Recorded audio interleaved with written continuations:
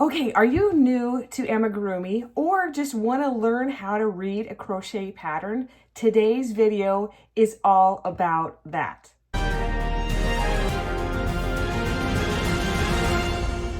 Hey my friends, welcome back to my channel. I am Diana and I created this channel as a way for my friends to learn how to crochet. So if you're new here and you're visiting, you're a new friend. Please consider liking and subscribing and hit that notification bell so that you can see all of my new content that I release every Friday. So are you new to creating amigurumis or plushies? Are you curious how to start? Hopefully you're taking notes, and if not, you can pause and you can go back and review. And there are chapters in my videos so you can go back and see the part that you would like to watch. So if you have any questions for me on anything that I covered, go ahead and put those in the comments below. A few things to remember about amigurumi or plushies, if that's what you call them.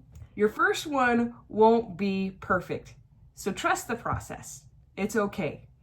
That's how we learn and that's how we get better. So several of the stitches and tips that I talk about in this video today are also found on my channel, and I will go ahead and add them in the description of this video today. One of the biggest tips that I can give you when you're making amigurumi or any crochet pattern is to read the pattern all the way through. Trust me, I learned the hard way a few times, and read the pattern all the way through. By reading the pattern all the way through, you aren't going to be surprised with different stitches or different color changes or anything like that. By reading the pattern all the way through, it helps you to know the correct crochet hook and the yarn size and weight and how much you're gonna need. Most of the time, people will let you know in their patterns what you are going to need for your project that you're going to make. Another tip to be aware of is whether or not your pattern is going to be in US terminology or UK terminology. I have run into this a couple times, but for the most part, even those that are made in other countries tend to use the US terminology. There are differences there. Some of the times in that description, people will have how much yarn to use, and sometimes even how much stuffing was used, but stuffing is more like a personal preference. It is a great idea to make sure that you have enough for your project before you start. For instance, I have a blanket that I'm working on, and I've been working on for a while. It's in a pile and it's taking a really long time. And in the time that I've started it, and now some of that yarn is discontinued. So I'm hoping that I can finish the project with what I have. And so it's a really good idea to make sure that you have your yarn on hand. Now, when talking about the weight of your yarn, you may be wondering, well, how in the world do I figure that out? I just have this simple kitchen scale. I believe I got mine from Amazon, but I have also seen them at Walmart and other places like that. I use this when I ship my items out. So from there, you can look at your yarn, look at the label. My scale measures all of like pounds, ounces, and grams. And so you can look on and decide which one you're going to use, ounces or grams, and you can measure from there. And depending on the pattern, how much, if they say grams or ounces on the pattern. So that's how you can tell. So if you're a newbie and you do not have a kitchen scale and you don't intend to buy a kitchen scale, don't stress it. You know, sometimes they will actually say a couple skeins of yarn. So a skein of yarn is a package of yarn. It's SKEIN.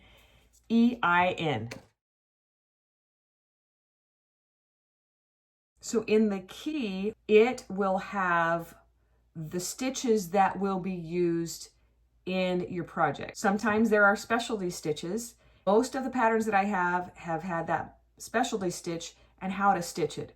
Now, I am a very visual person, so I will actually look it up on YouTube so I can see somebody doing it.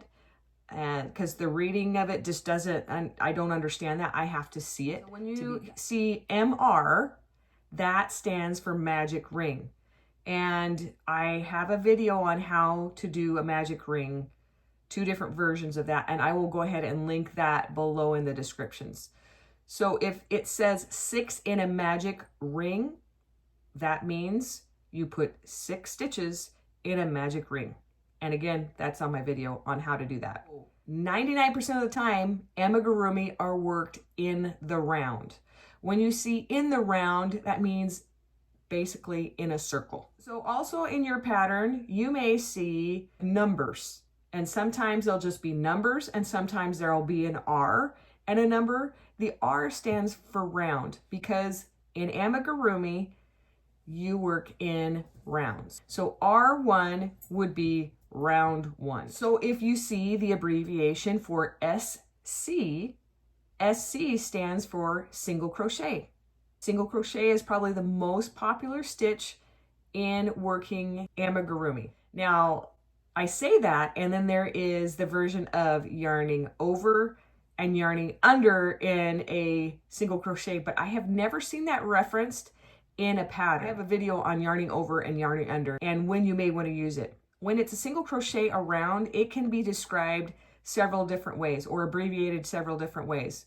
So I'm going to show you what those look like. You can have single crochet around or SC around. This means crochet around your work. Another quick tip, it is super helpful to have stitch markers, especially when you're learning. It helps you keep track of your count and you don't have to pull your work or wonder where you started. That's what stitch markers are for. Still talking about the single crochet, sometimes you'll run up in a pattern and you'll have something that sort of looks like a math problem, and it may look like 5 SC or 5 space SC. This means 5 single crochet. That's 5 single crochet in a row. I have also seen this written SC5. So any of those three, 5 SC together, 5 space SC, or SC5, I've seen all of those written out in a pattern, and that just means 5 single crochet in a row. For our next abbreviation, it is INC, which means increase. I do have a video that talks about how to do an increase, and I will link that also in the description below. Increase basically means 2 single crochet in 1 stitch. Simple as that. When you see another math equation that says INC times 6, that means that you increase 6 times. So you add 2 single crochets in each of the next 6 stitches. 2 times 6, that equals 12. If you're familiar with multiplication tables, it will help you out. So I have a funny story. In high school, I was in a geometry class, and I wasn't doing really well in that class, and I was actually in my senior year, and I didn't need it to graduate, and it was kind of like an elective, and I have no idea why I signed up, and I wanted to get out of the class. And so I went in to talk to my counselor, and I asked him to, transfer into another class, and he kept trying to convince me to stay in this class, and I was getting more and more frustrated. And I grew up in a day and time where you don't really talk back to your elders, and I was getting frustrated because he wasn't listening to what I was actually saying. And I think he was probably prematurely gray, but I thought he was ancient old. But anyway, I got to the point where I surprised myself by saying this, but I asked him, I said, okay, when was the last time that you actually used geometry in your life? And he says, last week when I was making my garden. And I'm like, exactly. Hello, I don't need geometry. And so eventually he let me transfer out, and I was in another class that was very bizarre, but very entertaining at the same time. About a year ago, I realized, oh, wait, I'm using geometry, but in a different way. So I thought it was funny. I just share that with you. At the end of the row, and this can be with regular crochet and this can be with amigurumi, there'll be a number, and that number gives you the count of how many stitches that you should have in your row.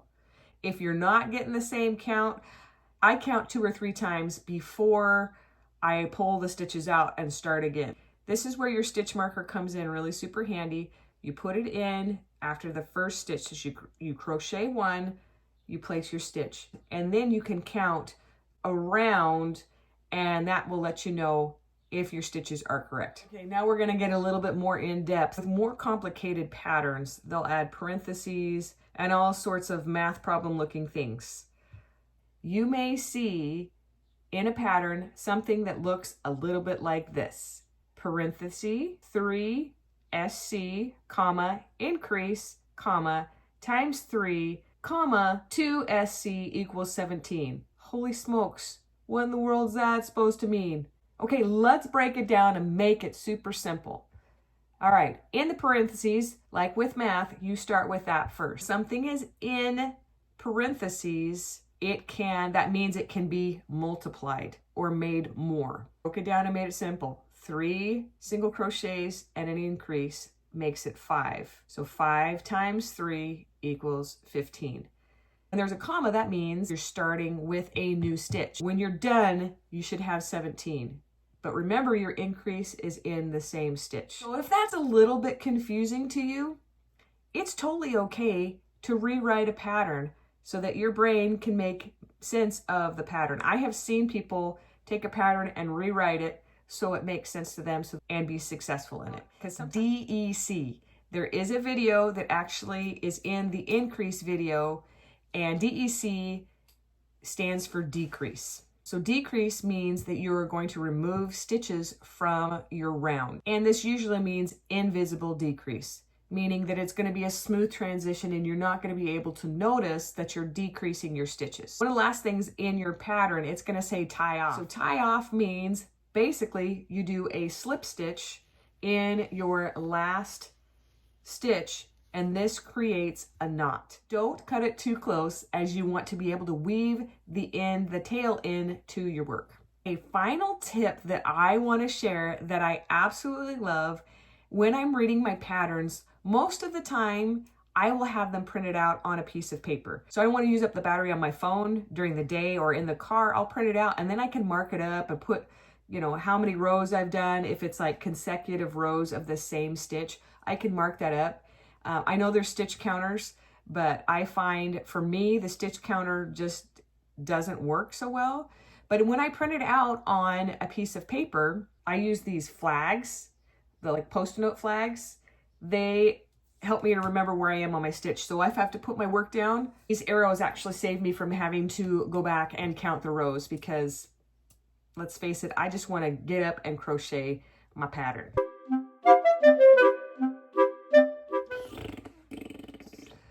There are different. Okay, we're going to start that all over again. Pop.